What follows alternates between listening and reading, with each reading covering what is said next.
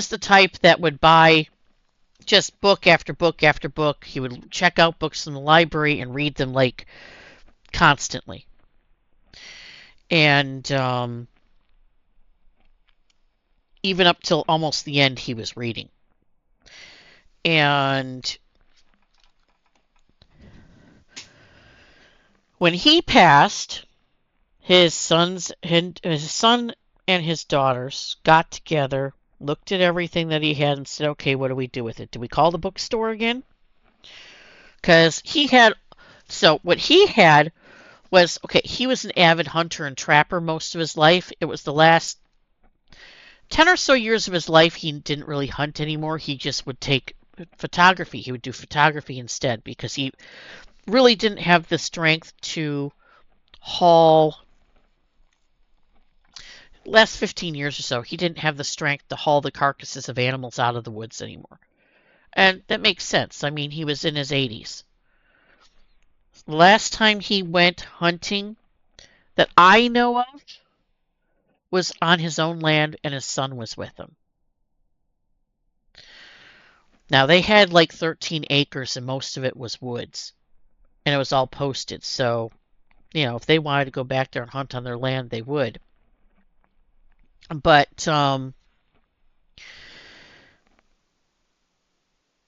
his kids ended up doing some things with the books. First of all, he had more than books. He had all of the magazines from every single year that he had been a member of the Trappers Association.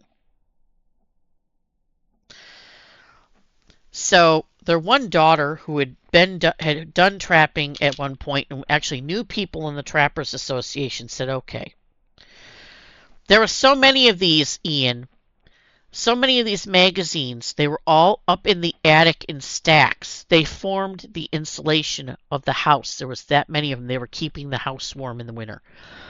The stacks were about 1 foot to 2 feet high in the rafters of the house." So what they did is they got them all out of there, and they found somebody at the Trappers Association that was going to raffle off whole years worth of them for different causes at one of the Trappers Association conventions. So they went to a good home. They at least found homes, because there were periodicals. And magazines. You can't donate those to libraries. So, and he had probably a good 60 years worth of magazines. So,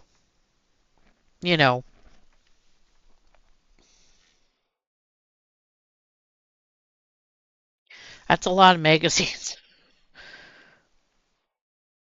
But yeah, they formed the insulation in the house. And of course, that was a house he had built, when they got married. And he had helped build it with his own 2 hands, too. So, it was one of those things. He just had all these magazines, and he put them in the rafters to, along with the insulation that was already there. He just started piling the stuff in the rafters for storage. The wild thing was, is if you asked him if there was an article on something in one of those magazines and you wanted to look at it, he would know exactly which magazine it was in from all 60 plus years of him gathering them, and exactly where in the stacks it was.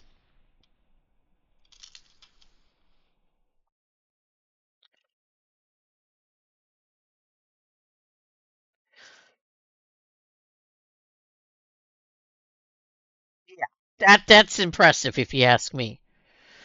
He died of congestive heart failure around this time last year. So he was 93 years old. Now, I called him uncle, but he was really a family friend.